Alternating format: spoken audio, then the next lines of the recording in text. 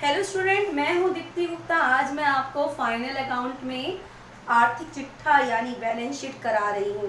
सबसे पहले ट्रेडिंग बनता है, उसके बाद प्रॉफिट एंड लॉस बनाया जाता है और उसके बाद आर्थिक चिट्ठे का नंबर आता है। आज मैं तुम्हें प्रश्न के जरिए से आर्थिक चिट्ठा कराऊंगी। आर्थिक चिट्ठे में भी 4 कॉलम होते हैं। सबसे पहला लायबिलिटी, अमाउंट, एसेट और अमाउंट। इसमें डेबिट क्रेडिट नहीं होते। मैंने आपको तलपट में बताया था जितनी भी संपत्तियां होती हैं वो डेबिट होती हैं और जितने भी दायित्व होते हैं वो क्रेडिट होते हैं।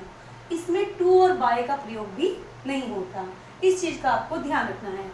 दायित्व क्या होते हैं? जो हमें देने होते हैं, जो देनदारियां हैं, जो चुकानी होती हैं, वे दायित्व होते हैं। और संपत्तियां जो होती हैं जिन पर अपना अधिकार होता है, संपत्तियां कहते हैं। अब प्रश्न की जरिए से मैं इसे करा रही हूँ। निम्नलिखित विवरणों से 31 मार्च 2018 को चिट्ठा बनाएंगे। पूंजी कैपिटल, इसमें ध्यान रखिएगा यहाँ पर आप है पूंजी हम इधर लिखेंगे, इसमें टू और बाय का प्रयोग नहीं होगा। कैपिटल इसमें 40,000 है। अगर इसमें इंटरेस्ट ऑन कैपिटल है तो उसे प्लस कर देंगे। इस प्रश्न में इंटरेस्ट ऑन कैपिटल नहीं है तो इसे छोड़ देंगे। प्लस नेट प्रॉफिट, यदि यहाँ लॉस होता तो माइनस होता। नेट प्रॉफिट ये कहाँ से आता है? ये जो हमने प्रॉफिट एंड लॉस बनाया था वहाँ से ये नेट प्रॉफिट आता है।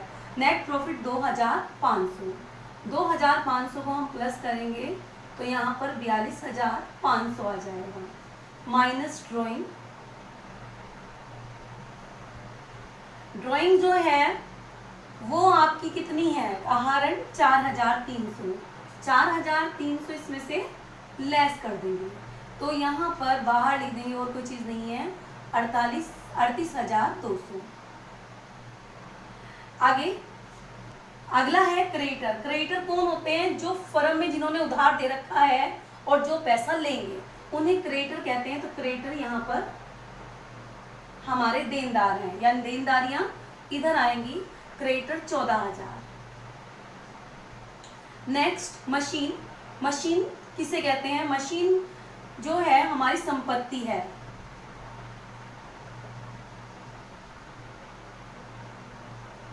मशीनरी 22,000 है यहाँ पर।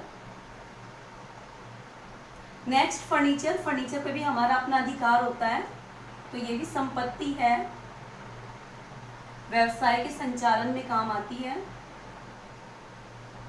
लोन, यहाँ क्रेडिट दे रखा है। लोन, जब भी क्रेडिट वर्ड हो तो आपकी लायबिलिटी तरफ आएगा तो लोन यहाँ पे आ जाएगा। अगर डेबिट तरफ आता तो एसेट होता है, क्योंकि लोन दे भी सकते हैं और ले भी सकते हैं। बिल पेबल, बिल पे करना है। जो बिल हमें पे, इसे शॉर्ट में बीपी बोला जाता है। तो यहाँ पे 4,500। नेक्स्ट डेप्टर्स जो होते हैं जिन्होंने हमारे से उधार माल ले रखा है वो फर्म के डेप्टर्स होते हैं। ये हमारी संपत्ति है क्योंकि इनसे पैसा हमारे पास आएगा। 18,000 के हैं। नेक्स्ट कैश इन हैंड अपने आप में ही एक संपत्ति है।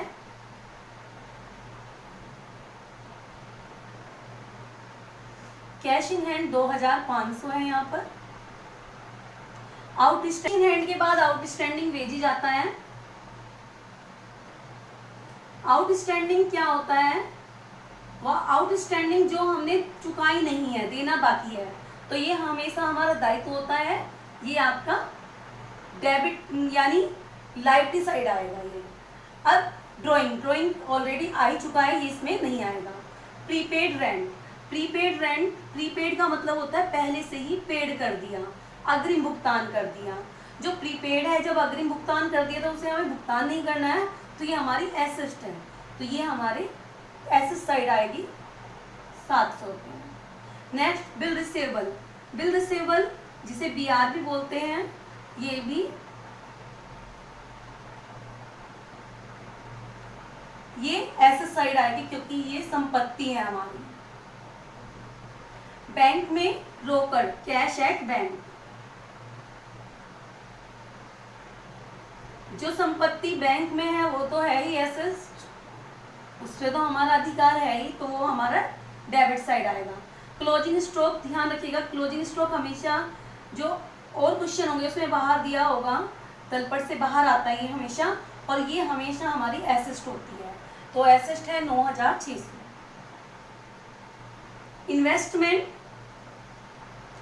इन्वेस्टमेंट जो होते हैं वो हमारी संपत्ति होती है, ये संपत्तियों में आएगा। इन्वेस्टमेंट यानी हमने किसी चीज पर, किसी कंपनी के शेयर वगैरह पर इन्वेस्ट किया है, और कोई चीजें हमारी है नहीं। अब हम इधर का भी टोटल करेंगे, इधर का भी। अगर दोनों तरफ का टोटल इसमें बराबर आना चाहिए तभी प्रश्न ठीक होता है।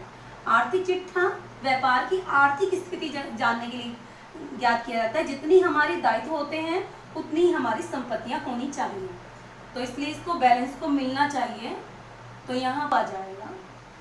और इधर का भी 75,900 टोटल आ जाएगा।